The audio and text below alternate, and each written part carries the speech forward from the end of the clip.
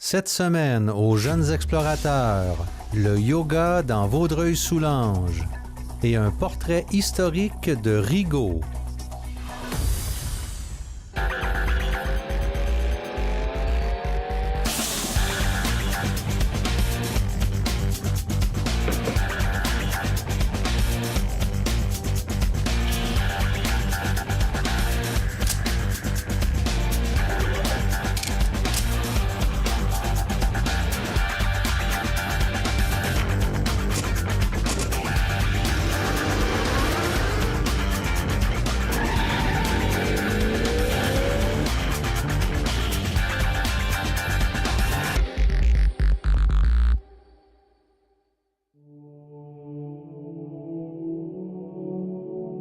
Union, mise au repos du mental, quête de l'harmonie et de l'unité corps-esprit. Autant de mots qui s'appliquent à une discipline appelée communément yoga. Philosophie sans exclusivité, le yoga n'a pas d'appartenance religieuse. Il s'agit plutôt d'un mode de vie qui peut s'exprimer créativement dans une multitude de contextes, comme on peut le constater ici. Aujourd'hui, les jeunes explorateurs en apprennent davantage sur le yoga dans Vaudreuil-Soulanges.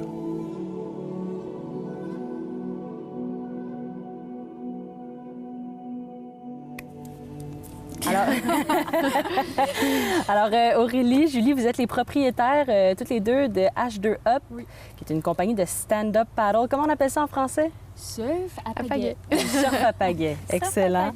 Et vous aviez un événement assez important le 17 juin dernier à Vaudreuil. C'était le SUP Yoga géant. Comment ça s'est passé?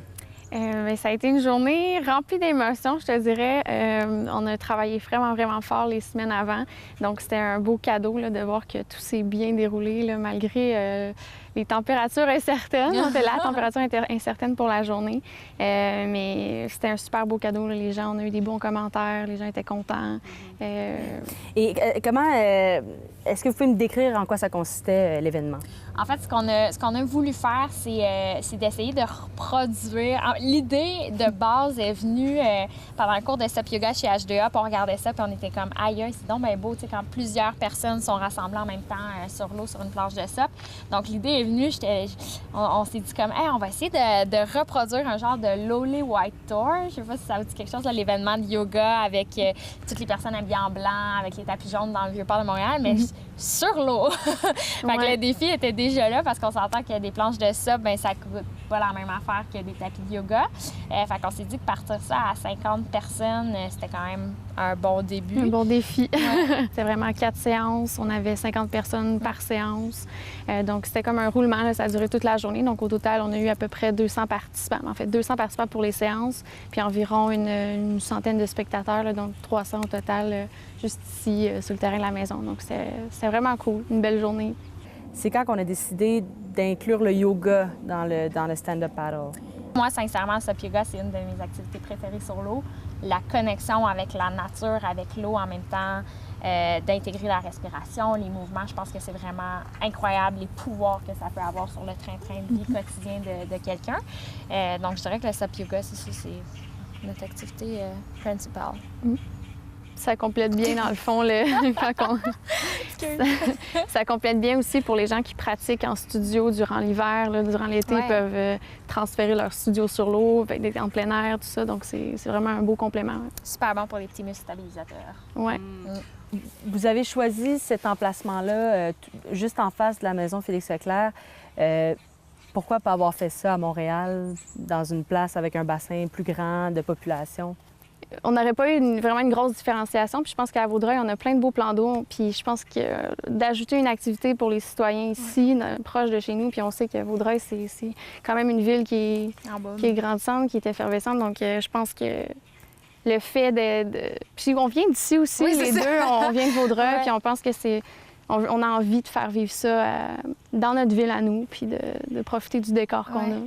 Puis qui l'enseignait ces différentes séances de yoga-là?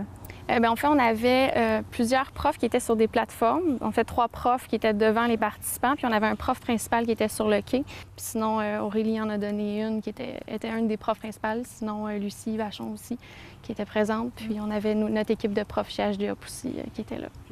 Bien, merci beaucoup. Merci à toi. C'est ensuite à la maison Félix Leclerc que Marc-Anthony s'est entretenu avec Lucie Vachon. Alors, bonjour Mme Vachon. Je peux vous appeler Lucie? Bien sûr. Parfait. Alors, le 17 juin dernier, il y a eu l'événement de Sup Yoga. C'était quoi votre rôle, puis vous avez trouvé ça comment? En fait, juste pour préciser, c'est un événement de Sup Yoga géant. Quand on parle de géant, c'est 50 planches à la fois, 50 yogis à la fois sur l'eau, avec 3 professeurs démonstrateurs. Moi, mon rôle, précisément, c'était de guider certaines séances. Il y a eu 4 séances, donc il y a 200 yogis qui sont passés sur l'eau. Puis moi, mon rôle était de guider 2 des 4 séances avec un autre professeur qui a guidé les 2 autres. Alors, à part le Sup Yoga, est-ce qu'il y a d'autres types de yoga que les yogis peuvent pratiquer dans la région? Oh mon Dieu! Dans Vaudreuil-Soulanges, c'est le fun. On commence à avoir vraiment un beau réseau de professeurs de yoga et de différents types de yoga. Il y a des studios de yoga chaud, il y a des studios de yoga thérapeutiques, particulièrement thérapeutiques. Il y a des studios de yoga qui sont plus sportifs dans les gyms. On voit vraiment une émergence de yoga aussi à l'extérieur, en plein air. Fait que beaucoup de choix pour les clients. Est-ce que vous vous spécialisez dans un type de yoga en particulier? Oui. Moi, je suis infirmière de formation et j'ai choisi de me spécialiser dans le yoga thérapeutique. C'est-à-dire que les gens vont venir à mes séances parce qu'ils sont atteints soit d'une maladie chronique, soit d'une anomalie ponctuelle, soit de vieilles blessures. Beaucoup d'athlètes ou d'ex-athlètes qui ont vécu des blessures. Fait que l'idée, ce que moi je propose dans mes séances de yoga, que ce soit thérapeutique ou yin, c'est dans un but de soulager certains symptômes reliés à des soucis de santé. Okay. Pourquoi le yoga? Ça vient d'où, ça? Bien, c'est vieux comme le monde, hein? Le yoga, ça a 5000 ans. Plutôt pratiqué par les hommes, et surtout en Inde ou en Asie, dans une optique de meilleure santé. Ici, quand ça a été transféré, si on veut, en Occident ou dans l'Ouest, on parle du yoga de l'Est, du yoga de l'Ouest. Dans l'Ouest, on l'a un petit peu transformé parce que notre vision, nous, de la santé, n'est pas nécessairement une vision globale de l'être humain. Nous, on va traiter un cœur, un orteil, une oreille.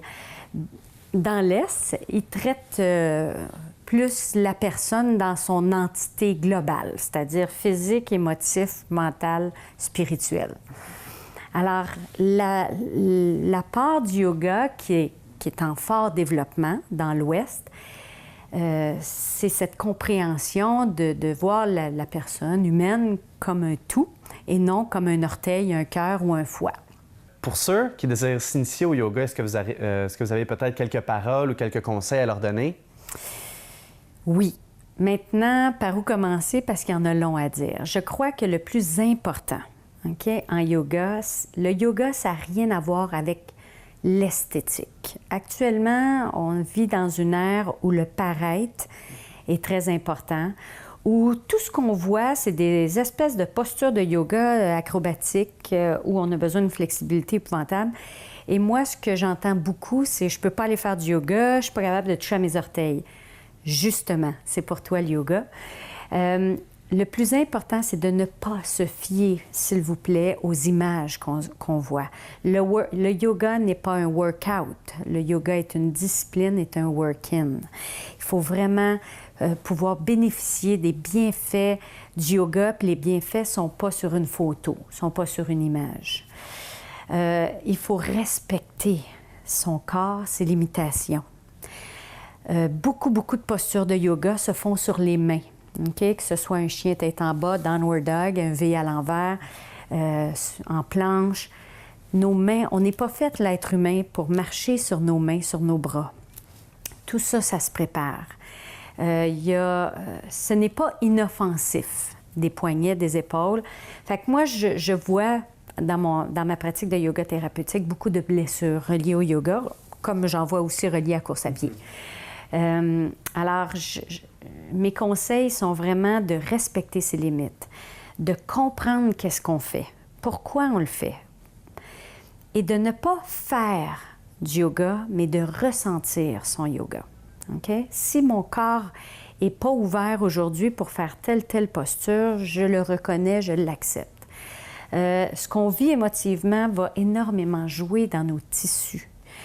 Si je suis très stressée, fatiguée, brûlée, mort, puis je m'en vais faire une séquence de yoga, il y a des journées où je ne serai pas capable de me pencher par en avant.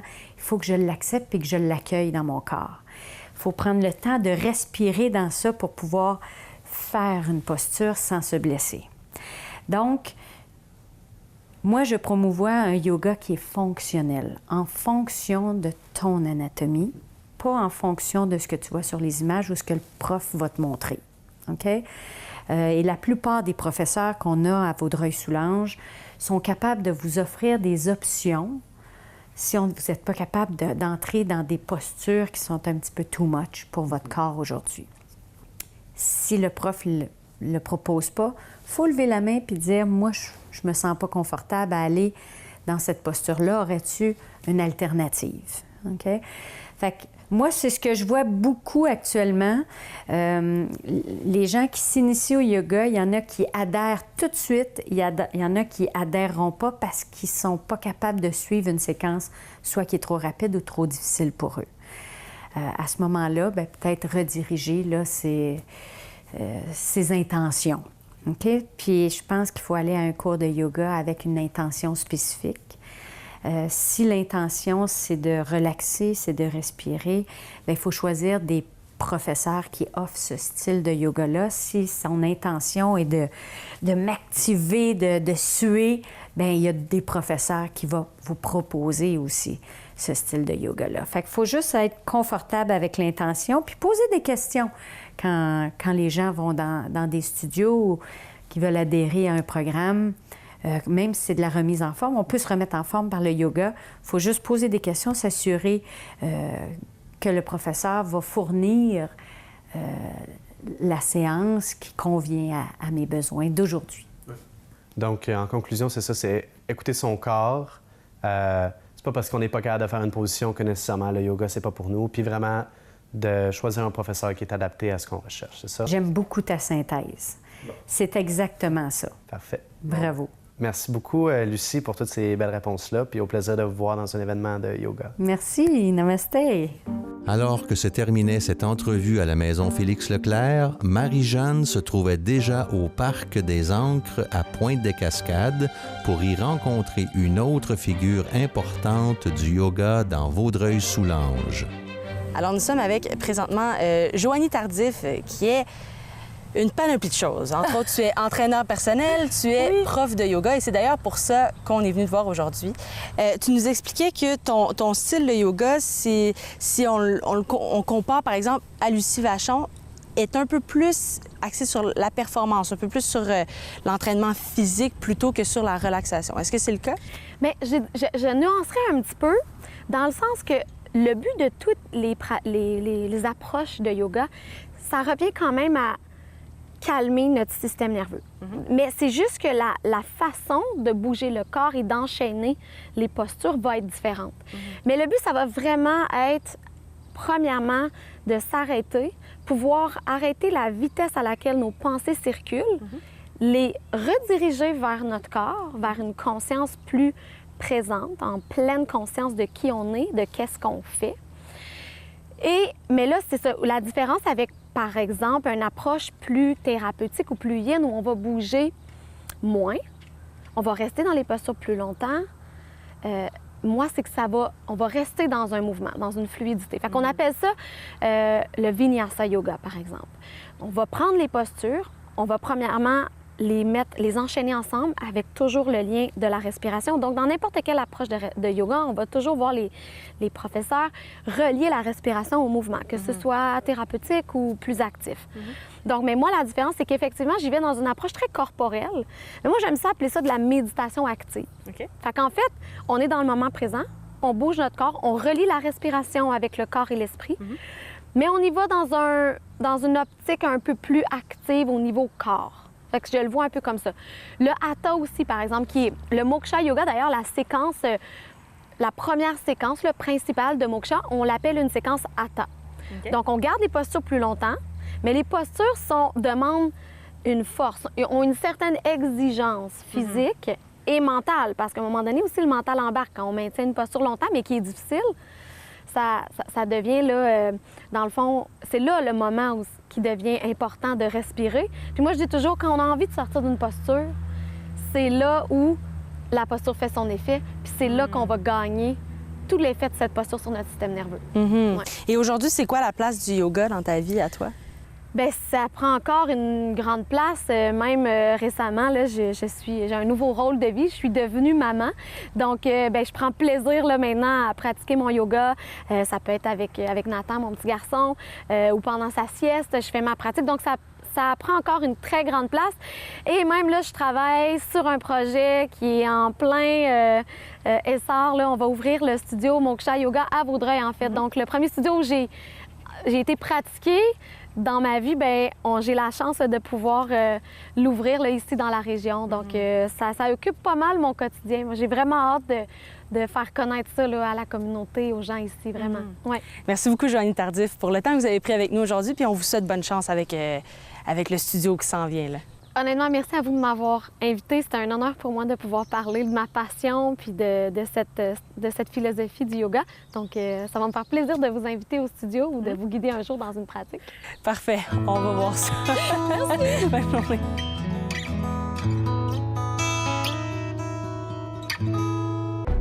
C'est sur.tv.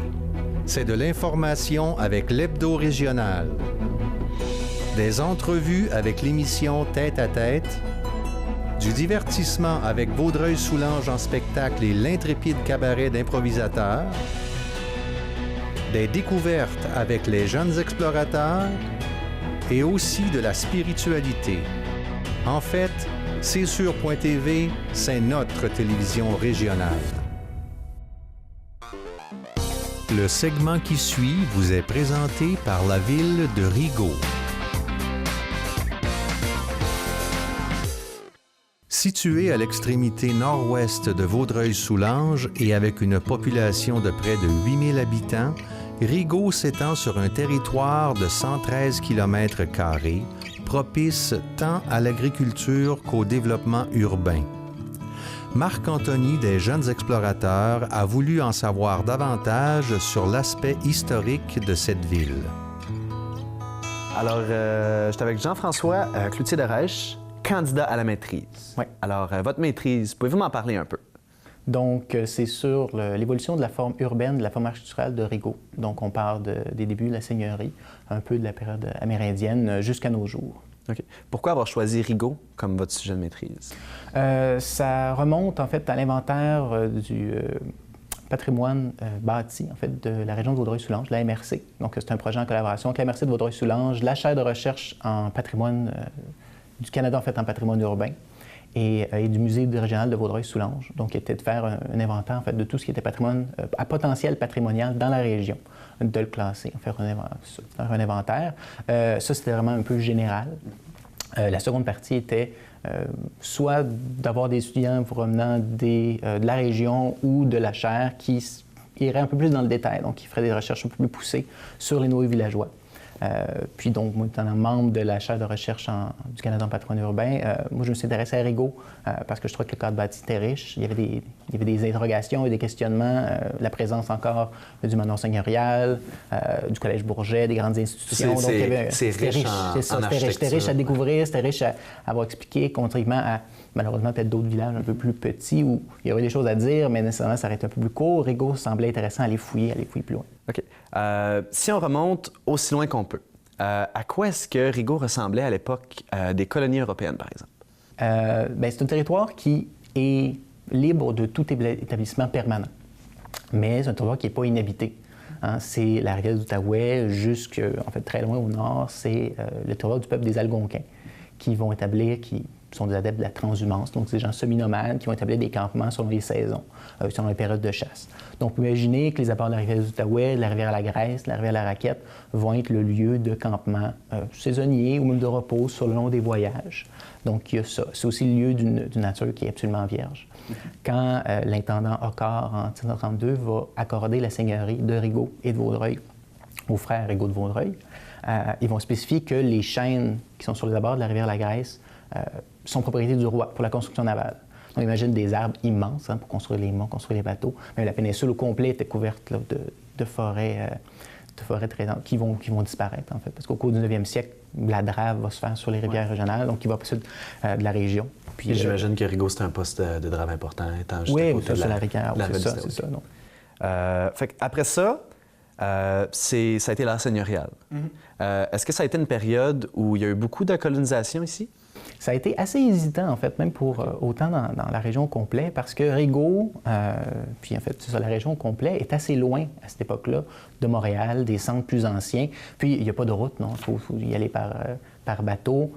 Il y a encore le contexte un peu des guerres avec les Anglais, les Iroquois. Parce que j'imagine que les Iroquois n'étaient pas vraiment heureux à l'idée que des gens prennent... Non, bien sûr, il y a la Grande Paix en 1701, mais ça reste encore l'endroit un peu, grand guillemets, là, sauvage et tout ça. Donc, et les frères Rigaud de Vaudreuil vont avoir des postes aussi dans l'administration de Nouvelle-France et dans tout ce qui est la conquête.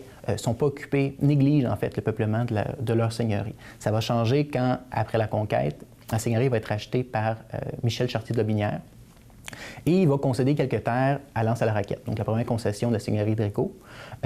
Encore là, ça va être très, très hésitant, mais c'est vraiment sous son fils qui va racheter la seigneurie, Michel Eustache Gaspard de Lotbinière, en 1771, qui là vraiment va organiser la seigneurie. C'est lui qui va construire le moulin, c'est lui qui va amorcer le peuplement, particulièrement pour la ville de Rigaud, dans les concessions de la rivière la Grèce nord-est, sud-ouest. C'est là où vont arriver les premières familles, en 1783, là, les 6 familles fondatrices.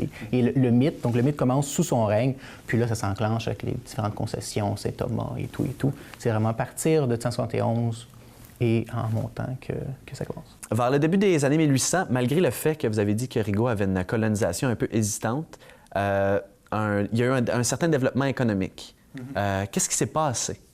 Bien, au début du 19e siècle, on est encore à l'époque du commerce de la fourrure. Okay. Donc, et la rivière des Outaouais, c'est l'autoroute, c'est la grande rivière, c'est le mythe, c'est l'endroit de passage pour pénétrer à l'intérieur du continent, vers les grandes réserves de pelleterie qui sont dans le nord du continent. Donc, en l'absence encore de route, ou en tout cas avec un réseau qui est embryonnaire, en fait, la route arrive à Rigaud vers 1792, mais ça reste encore sous les intempéries, là, non, vraiment pas. Donc, ça reste encore plus facile de passer par bateau, faire des grands équipages de canots. Et Rigaud, à cette époque-là, puis Robert-Lionel Séguin l'a déjà dit, c'est un peu le dernier avant-poste de la civilisation. Parce qu'en 1783, quand ça commence à s'organiser, donc de 1783 à 1800, sur la rivière d'Outaouais, c'est le dernier établissement européen.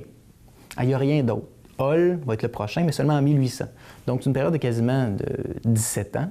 Il faut nécessairement, avant de continuer, en tout cas les chances sont grandes, de s'arrêter à Rigaud pour se ravitailler, pour dormir, pour prendre des forces avant de faire le grand voyage, parce que sinon, après ça, il n'y a rien, sinon les peuples amérindiens avec lesquels on va faire des échanges. Donc, ça entraîne l'apparition d'une classe là, qui va être marchande, qui vont construire des magasins généraux, qui vont construire des auberges. Charles Larocque, comme on a discuté, encore selon Robert-Lionel Séguin, il y aurait eu 19 auberges à cette époque-là. Donc, pour un village qui est encore réduit, c'est vraiment une industrie. Puis ça, c'est Charles Larocque qui est un de ceux, mais il y en a plusieurs autres. Puis, oui, c'est ça, je pense. Dans la deuxième moitié du 20e siècle, le développement économique s'est déplacé de la rue Saint-Pierre à Saint-Jean-Baptiste. Qu'est-ce qui a causé ce déplacement-là? Bien, selon mes théories, c'est un peu la généralisation de l'utilisation de l'automobile. OK. Donc, auparavant, puis c'est un peu aussi en lien avec la construction du pont en 1938. Avant la construction du pont qui va élargir, il va étendre en fait la rue Saint-Jean-Baptiste dans sa partie ouest pour continuer vers Ottawa. Les gens sont obligés de passer par la rue Saint-Pierre pour aller prendre le pont qu'on avait parlé, le vieux pont, qui passe par la rue Saint-Anselme. Mais c'est un peu compliqué. Puis, il y a des problèmes de communication entre les deux sections de la ville. Avec la construction du pont, les gens peuvent seulement traverser. Donc, il y a une partie des consommateurs qui étaient captés, qui devaient ensuite souvent aller vers les commerces, qui ne passent plus, qui n'ont plus de raison d'y aller.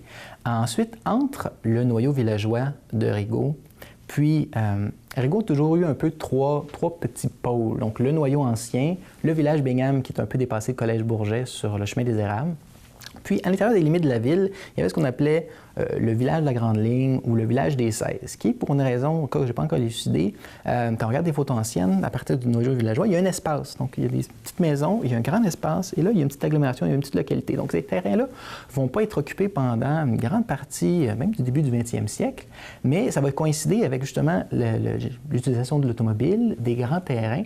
Donc, il y a une partie des entrepreneurs locaux qui vont commencer à y construire des grands garages, des prototypes de magasins à grande surface, de magasins de détail, que les bâtiments sur la rue Saint-Pierre, du fait que la rue, en fait, est complètement construite. Il n'y avait pas assez d'espace. Pas assez d'espace, pas assez... Donc, l'habitude des consommations vont changer vers ces commerces-là. Puis, c'est ça. Donc, l'autoroute transcanadienne, ensuite, vers les années 50, on parle d'un mouvement peut-être qui va vraiment s'accélérer dans les années 40, 50. Les années 50, c'est l'autoroute transcanadienne qui rejoint le noyau, qui rejoint Rigaud.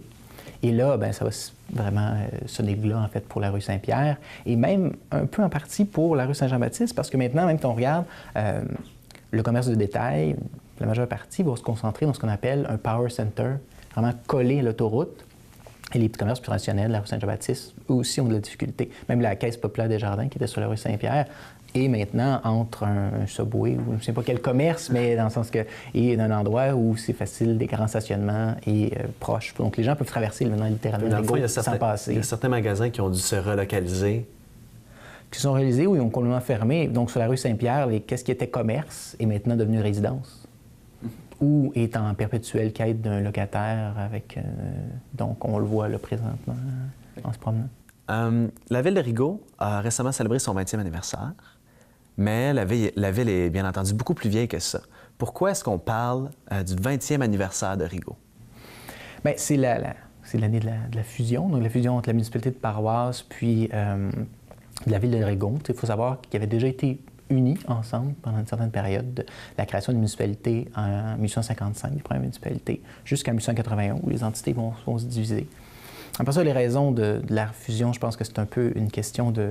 C'est un peu technique, mais je pense que c'est une question de rationalisation des coûts. Pour une université de Paroisse, une population très rurale, mais aussi un énorme territoire.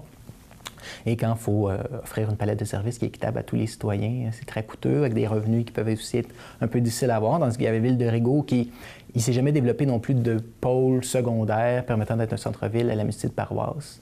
Les deux utilisaient les services de la ville. La ville était encore centrale et possédait les infrastructures nécessaires. Donc, je pense que ça a été une solution gagnante-gagnante qui ont pu aussi unir leurs forces, en fait.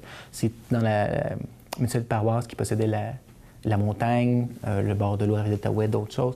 La ville de Rigaud possédait plus de cartes industrielles. Donc, en unissant, je pense, les forces des deux, ils ont créé une ville plus moderne. Je pense que aussi était rendue dans les années 90 avec un moment là, en fait, propice aussi à une fusion comme ça. Les villes modernes peuvent être plus grandes, peuvent répondre aux besoins de leurs citoyens, même s'ils possèdent une plus grande superficie. Là. Donc, Bien, parfait. Merci beaucoup. Merci beaucoup de nous avoir reçus aujourd'hui. Merci, c'était un plaisir.